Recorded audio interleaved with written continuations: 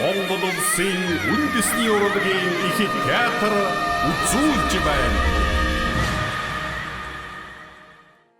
За монголчууд маань төр төсны агуу их уламжилтаа өв соёлын баялаг их түүхтэй юм сайхан ард түмэн. Тэгэхээр монголчуудын маань тэр тусмаа дуу хооронд энэ бол тодорхой сайхан байдаг.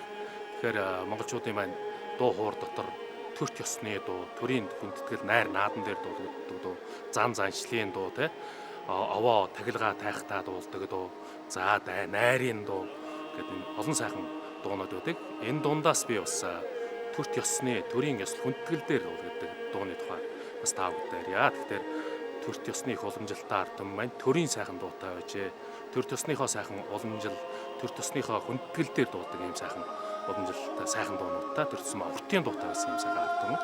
Тэгэхээр эртний сайхан, зааман дуртмал сайхан, төрийн төмний их эрхэм төр гэх сайхан дуунууд олон байдаг. Тэр дундаас би бас эртний сайхан дуу онцолж таа бүдээ ярья. Тэгэхээр эртний сайхан гэдэг энэ дуу бол эзэн Чингис хааны үед эзэн Чингис хааны төр төсний хүндэтгэл дээр дуулагддаг нэг ёсны төрийн дуу байжээ гэж манай судлаачид маань бас авч үздэг. За энэ бол юугаараа батлагдсан бэ гэхээр Чингис хааны үед олдсон зоосон дээр хаадын хаан Алайх Чингис хаан гэсэн бичиг байдаг. Тэгэхээр эртний сайхан дуунд эртний сайхан ерөөлөөр энэ Монгол орондоо эзэн Чингис хаадын хааны язгуураас бүрдвэ гэсэн ийм сайхан дуулал байдаг. Тэгэхээр энэ бол Монголын бас төрийн дуу байжээ гэсэн ийм зүйл бас эндээс харагдаж байгаамаа. Тэгэхээр энэ төр төсны дуулал, за найр наадан дээр дуулдаг дуулал, за аж байдал зан үйлийн дуулууд гэдэг